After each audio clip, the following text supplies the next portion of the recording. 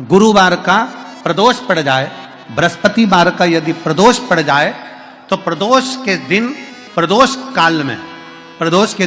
काल में किसी शिवालय में जाएं, शंकर के मंदिर में जाएं, एक ही दिए के अंदर एक फूल बाती, कैसी बाती है? फूल बाती, और उसी दिए के अंदर एक लंबी बाती, दो बाती। कौन सी बाती हैं? जम के बोलो जरा। एक फूल बाती, एक लंबी बाती, दो बाती।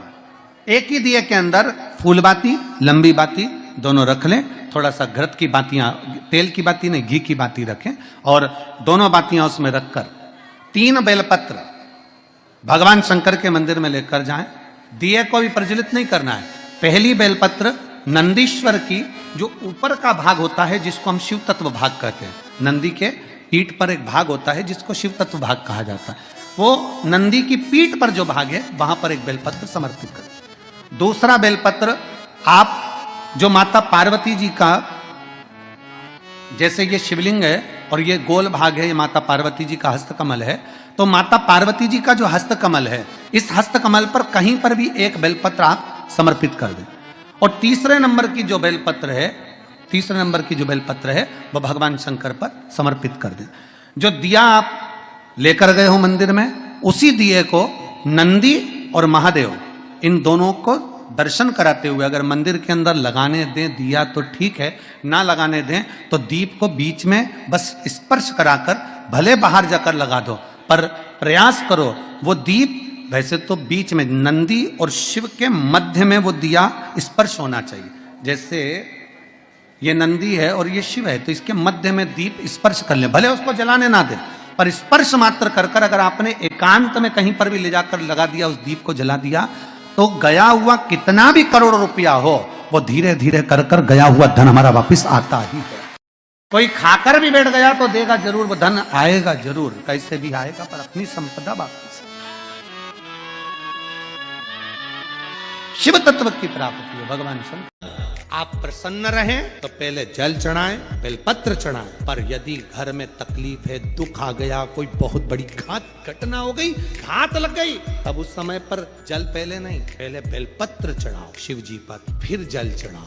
जब आप बेलपत्र चढ़ाएंगे उसके बाद जल चढ़ाएंगे तो वो बेलपत्र आपके घर में जो तकलीफ है, कोई हॉस्पिटल में पड़ा है, दुखी है, उसको वो झेल लेता है, फिर उसको भटकने नहीं देगा, बाबा उसको ठीक कराकर भेज ही देगा अपने घर। प्रदोष काल का दीप, प्रदोष काल की आराधना, प्रदोष काल की साधना और प्रदोष काल में परमात्मा का लिया गया नाम हमारे करोड़ों करोड़ों करोड़ों करोड़ों पुण्य को प्रबल कर देता है और हमारे पाप को छिन्न कर देता है। हमारे पाप 3 महादेव के नाम का स्मरण अच्छे से रखिएगा। पहला कुंदकेश्वर, बड़े से बड़ा रोग हो जाए, दवाइयां डॉक्टर जो दे उसको खाओ, पर साथ में कुंदकेश्वर महादेव का नाम लीजिए, जांच भी कराइए, दवाई भी कराइए। दूसरे नंबर का शंभेश्वर महादेव। शंभेश्वर महादेव भगवान नरसिंह को जब क्रोध आया था, भगवान विष्णु ने नरसिंह अवतार लिया था और नरसिंह भगवान को जब क्रोध आया था, शिव जी ने सरम्भ पक्षी का रूप धरकर नरसिंह भगवान को अपने पंजे में उठाकर अलकनंदा नदी में ले जाकर डाला था। इसलिए आज भी जब हम बद्रीनाथ जाते हैं, राइट में पुल पे से जाते समय जो ताप्ती कुंड है जिसमें से पानी गर्म निकलता है, उसके ठीक नीचे एक शिला का दर्शन करते हैं। वो शिला नरसिंह शिला कहलाती है और शंभेश्वर महादेव का स्मरण किया जाता है। शंभेश्वर महादेव क्रोध की संयमितता रखता है, चिड़चिड़ेपन को समाप्त करता है शंभेश्वर महादेव। और तीसरे नंबर पर है, जम के बोलो, अष्टवक्रेश्वर महादेव। अष्टवक्रेश्वर शिव जी के इन 3 स्वरूपों का वर्णन बड़ा सुंदर भाव से। यदि वंश की वृद्धि नहीं है, 30 वर्ष शादी के हो गए, 40 वर्ष शादी के हो गए और औलाद है ही नहीं, डॉक्टर ने भी हाथ ऊंचे कर दिए, टेस्ट भी करवाया, IVF करवाया, सब कुछ तुमने करवा लिया, तो भी औलाद नहीं है, तब आखिरी में एक काम चालू करो, प्रदोष का दिन दोनों पति पत्नी व्रत चालू कर दो प्रदोष का, और प्रदोष काल में शाम के समय जाकर एक ही दिए में 2 लंबी बाती जानते हो ना, रुई की लंबी कपास की बाती दोनों बाती एक ही दिए में रखकर पति पत्नी दोनों उसको प्रज्वलित करना प्रारंभ करें, बाबा संतान देकर ही रहेगा, औलाद आएगी ही। और फिर निवेदन करूंगा, बारंबार कहता हूं, आज फिर निवेदन करता हूं आप सभी से, अगर शरीर में कष्ट है, घुटने कमर में बहुत ज्यादा तकलीफ है, तो प्रदोष के दिन शंकर प्रयास करना कि प्रदोष के दिन शंकर के मंदिर की चौखट पर बैठकर, शंकर के मंदिर के द्वार पर बैठकर शंकर पर चढ़ी हुई बेलपत्र खाना चबा चबा कर और घर आकर विश्राम करना। 2-1 प्रदोष कर कर देखना, आपके घुटने और कमर में आपको खुद अंतर है। मित्र कोई साधारण नहीं है महाराज। प्रदोष के समय पर उससे पहले लक्ष्मी और दरिद्रता फिर भ्रमण पर निकलती है। शिव भ्रमण कर कर जब वापिस आ जाते हैं, हिंदू धर्म में पीपल के वृक्ष की जो गणना वराह पुराण में करी गई है, 4 बजे से 7 बजे तक शिव के भ्रमण का समय बताया है शाम को। तो 7 बजे से लेकर फिर रात्रि 9 बजे तक लक्ष्मी और दरिद्रता फिर भ्रमण पर जाती है। इनका एक समय निश्चित है महाराज। भ्रमण कर कर आ जाना। अब इस बीच में जब लक्ष्मी और दरिद्रता दोनों निकल कर जा रही हैं, तो दोनों एक भाव रख कर जाती हैं कि आज हमको कहां प्रवेश करना है।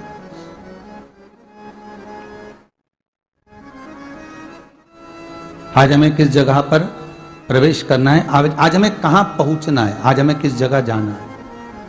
और जिस नगर में जिस मार्ग से लक्ष्मी और दरिद्रता निकल कर जाती है, ये दोनों का जब निकलना होता है, इनको स्थान दिया गया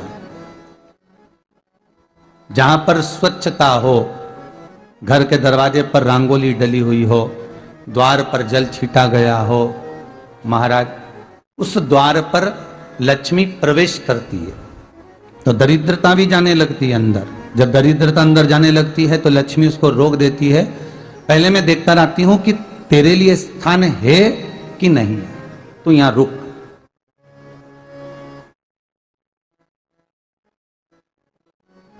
कुछ देर तक दरिद्रता बाहर खड़ी रहती है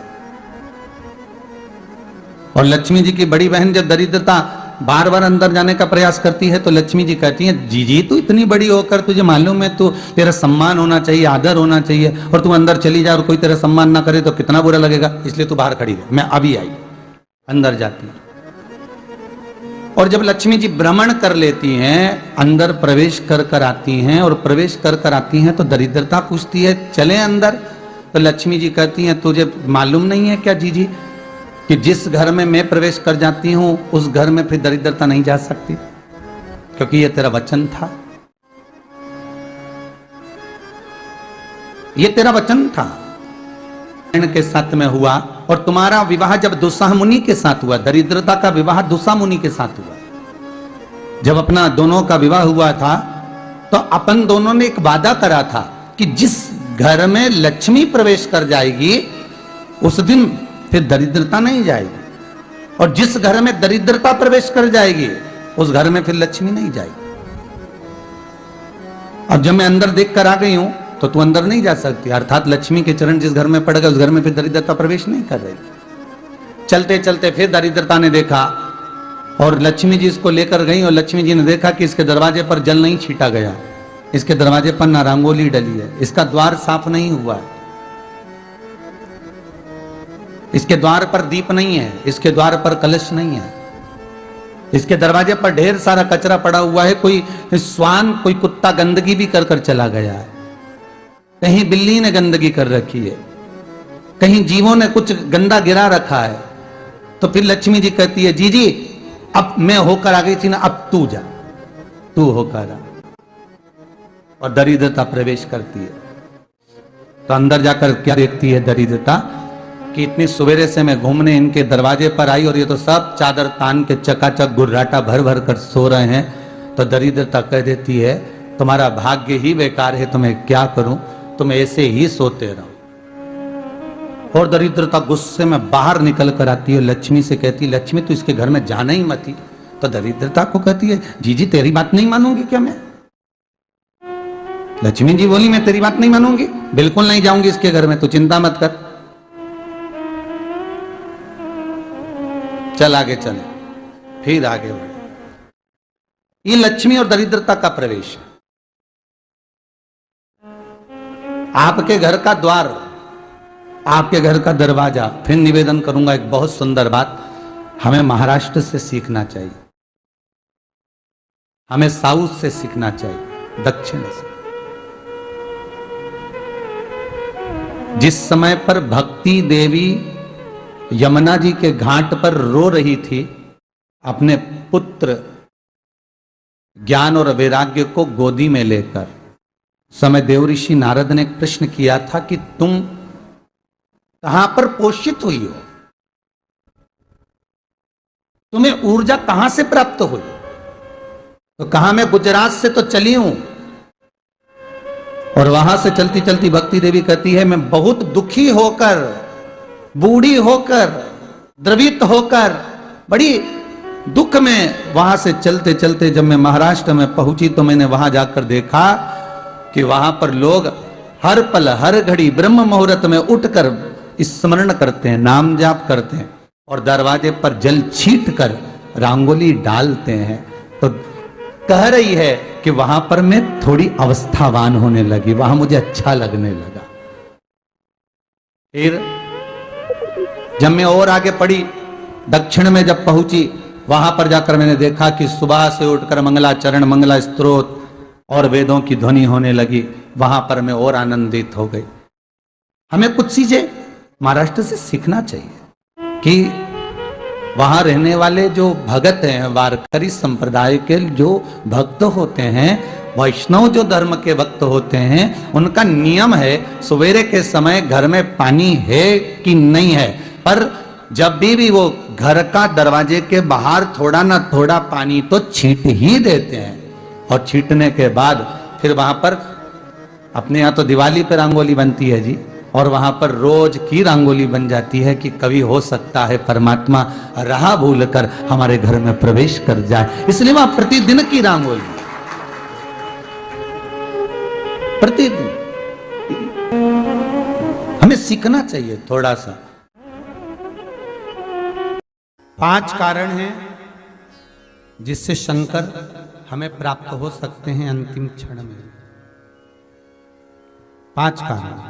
पहला, अगर आप शंकर के मंदिर में जाकर 1 लोटा पानी चढ़ा रहे हैं तो शिव की कृपा आज नहीं तो कल, कल नहीं तो परसों, कभी मेरे बाबा की कृपा आप पर बनेगी जरूर। ये शंकर के ही शब्द देवऋषि नारद को है।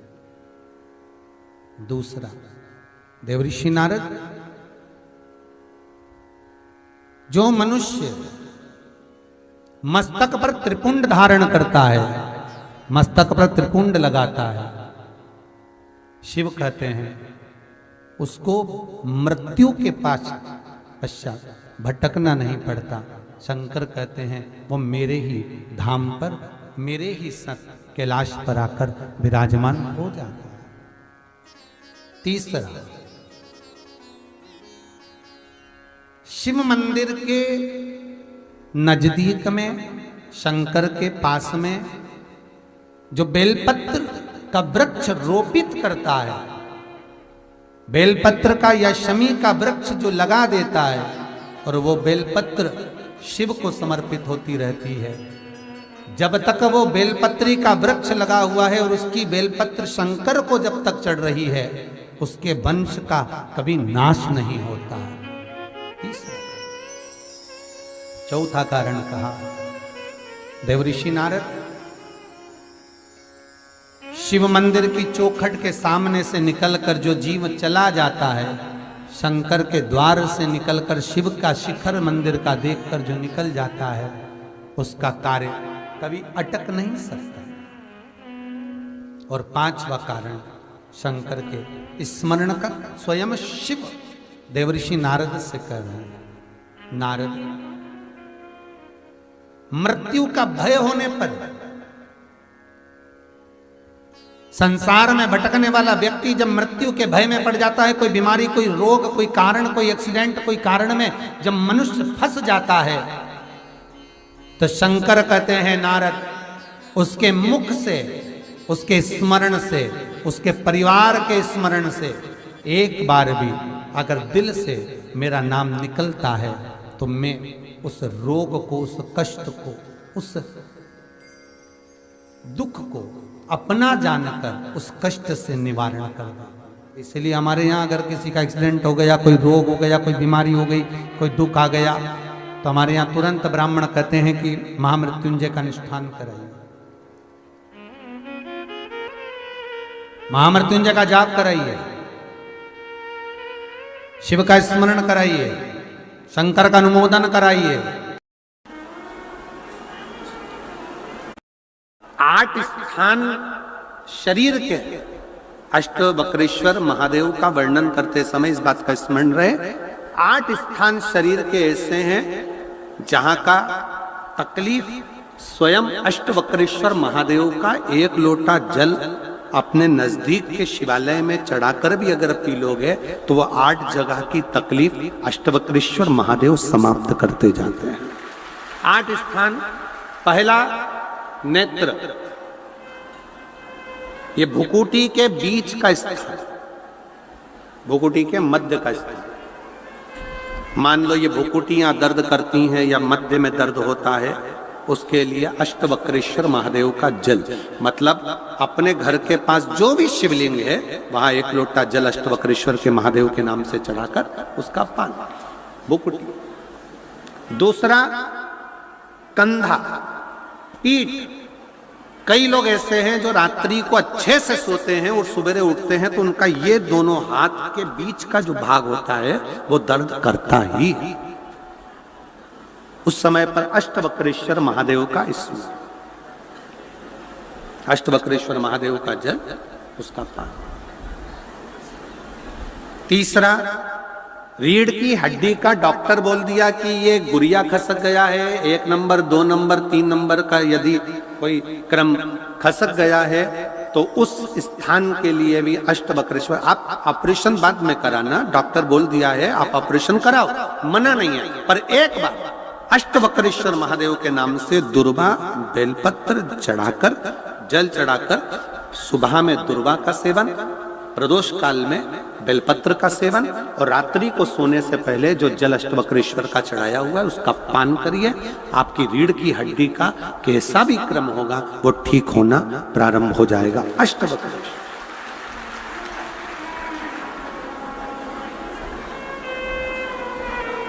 अष्टवक्रेश्वर। चौथा स्थान बताया, अगर चेस्ट में कोई तकलीफ आती है, चेस्ट में गांठ हो जाए या चेस्ट में कोई प्रॉब्लम खड़ी हो जाए तो उसके लिए भी अष्टवक्रेश्वर महादेव का स्मरण किया जाता है। 2 छोटे छोटे पात्र में जल लिया जाता है, दोनों पात्र का जल एक साथ शिव पर छोड़ा जाता है।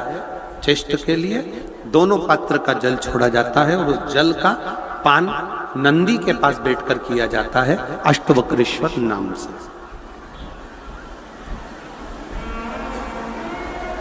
अष्टवक्रेश्वर।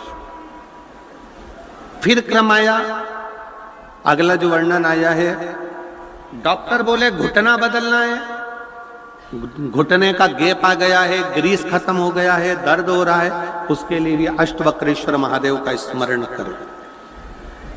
घृत का लेपन अष्टवक्रेश्वर महादेव के नाम से शिवजी पर उस घृत को लेकर आना है। उसी घृत को रात्रि को सोने से पहले थोड़ा सा मुख में चाट कर अष्टवक्रेश्वर महादेव के नाम से फिर अष्टवक्रेश्वर। फिर अगला भाग आया अष्टवक्रेश्वर के अंतर्गत यदि इस गले से जुड़ा हुआ कोई रोग उत्पन्न होता है तो भी अष्टवक्रेश्वर का ही स्मरण किया जाए। जल का पान अष्टवक्रेश्वर। और 8वें स्थान के रूप में जो पिड़ली के घुटने से नीचे के जो भाग होते हैं उसके लिए अष्टवक्रेश्वर महादेव पर 7 दुर्वा, 7 बेलपत्र, और 7 अक्षत शिव को समर्पित कर कर दुर्वा बेलपत्र का पान 7 दिन तक लगातार उसी भाव में अष्टवक्रेश्वर महादेव का नाम लेकर किया जाता। अष्टवक्रेश्वर, कभी अगर मौका लगे, शिव की करुणा हो जाए, शंकर की दया हो जाए, आप लोग कभी बद्री विशाल जाएं दर्शन करने के लिए, ऋषिकेश हरिद्वार तक जाएं, तो श्रीनगर गढ़वाल से सुंदर कोहला गांव से 10 किलोमीटर की दूरी पर 8 किलोमीटर दूर तक गाड़ी जाती है, 2 किलोमीटर दूर तक पैदल चलकर आप जहां पर बैठकर स्वयं अष्टावक्र जी ने भगवान शंकर के शिवलिंग की स्थापना कर आराधना करी, ऐसे पवित्र स्थान का दर्शन कर अपने जीवन को धन्य बना सकते हो। बोल अष्टावक्रेश्वर महादेव की। जब विषम परिस्थिति में फंसे हुए हो और ऐसा लग रहा है कि हम बहुत बड़ी समस्या में उलझे हुए हैं और इससे निकल नहीं रहे, या बहुत बड़ा काम है हमारा, हो नहीं रहा, चाहे प्रशासनिक हो चाहे अन्य कोई चीज का हो, कुछ मत करना। एकांत के शिव मंदिर में जाइए। अगर एकांत का शिव मंदिर भी नहीं मिले तो एकांत में कहीं छोटा सा मिट्टी का शिवलिंग का निर्माण करिए, पार्थिव शिवलिंग का निर्माण करिए, पर करना एकांत में, घर के बाहर किसी एकांत में शिवलिंग का निर्माण कर लो। या तो एकांतेश्वर महादेव पर चले जाओ, कोई एकांत में शिव मंदिर हो वहां, या कहीं एक पार्थिव शिवलिंग का निर्माण कर लो, छोटा सा। एक बेलपत्र, बहुत ध्यान से सुनना, एकांतेश्वर महादेव का ये वृतांत। जब किसी विषम परिस्थिति में उलझे हुए हो, बहुत बड़ी समस्या सामने आकर खड़ी हो गई है, सबके हाथ जोड़ लिए, सबसे निवेदन कर लिया कि हमारा ये काम कर दो, नहीं हो रहा, सब दूर से मेहनत कर ली है, परिश्रम कर लिया है, परिश्रम तब भी जारी रखना। एक बेलपत्र, एक चावल का दाना, एक सफेद पुष्प, एक शमी का पत्ता, एक छोटी सी दुर्वा। दुर्वा जानते हो सब लोग, जो जमीन पे दूब लगी रहती है, दुर्वा, दुर्वा, एक दुर्वा।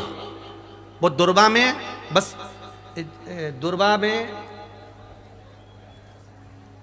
वो जो दुर्वा होती है, कोई कोई दुर्वा एक डंडी की होती है। दुर्वा में बस इतना ध्यान रखना कि दुर्वा एक रहे और उसमें से 2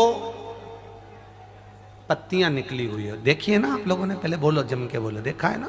दुर्वा एक हो और 2 पत्ती की हो, एक ही कहलाएगी। 2 पत्ती निकली हुई दुर्वा, एक श्वेत पुष्प, शमी का पत्ता, बेलपत्र, चावल का एक दाना। एकांत में कोई शिव मंदिर हो, अगर मंदिर ना हो तो एक छोटा सा पार्थिव शिवलिंग का निर्माण किसी पेड़ के नीचे एकांत में जाकर पूजन कर कर, आराधना कर कर, घी का दीप लगाकर, एक एक सामग्री शिव जी पर अपने मन की कामना कर कर समर्पित करना प्रारंभ कर दीजिए। शुरुआत दुर्वा से करना। दुर्वा के बाद में श्वेत पुष्प, शमी का पत्ता, चावल का दाना और बेलपत्री सबसे आखिरी में बाबा को समर्पित कर कर, हृदय से प्रार्थना कर कर, बाबा से निवेदन कर कर, दीप अगर मंदिर में कर रहे हो तो दीप ठंडा होने का इंतजार मत करना। अगर पेड़ के नीचे एकांत में शिवलिंग का निर्माण कर कर पूजन कर रहे हो तो दीप ठंडे होने का इंतजार करना। दीप ठंडा हो जाए तब भगवान शिव को ले जाकर विसर्जन करना। जो एक बेलपत्री है बस उसको घर लेकर आना, बाकी का सब विसर्जन कर कर आना। मेरा एकांतेश्वर महादेव उस कार्य में सफलता प्रदान कर देगा। एकांतेश्वर महादेव की आराधना। तुम रुका जी कह रहे हैं माता पार्वती से, पार्वती आप शिव जी की आराधना करो, मना नहीं, पर शंकर की आराधना में कीर्ति को, वैभव को पीछे छोड़। एकांत में बैठा हुआ महादेव, एकांतेश्वर महादेव की मूलता यह कहती है, महत्वता यह कहती है कि आप अपने अहंकार से दूर हो जाओ। अहम से दूर होकर मेरे करीब में आओगे तो तुम्हें खाली नहीं रखूंगा, झोली भर कर ही भेजूंगा। वो एकांतेश्वर। 26 प्रदोष में से कोई भी प्रदोष का दिन हो और प्रदोष काल में आप अपने घर से जल और एक हाथ में घी का भरा हुआ दीप लेकर जिस दिन शंकर के मंदिर में जाते हो, शंकर को जल चढ़ाकर हाथ का स्पर्श जलाधारी पर कर कर शिव मंदिर में दीप प्रज्वलित कर देते हो, 26 प्रदोष का पुण्य फल उसी क्षण प्राप्त हो। कोई कहते तेरा नवग्रह बेकार है, एक काम करना, रोज अपने घर से एक लोटा जल लेकर शंकर को समर्पित करना, और प्रदोष का दिन हो और प्रदोष काल हो, एक धतूरा शंकर भगवान को समर्पित करना प्रारंभ कर दे, तेरे सारे ग्रह प्रबल हो जाएंगे।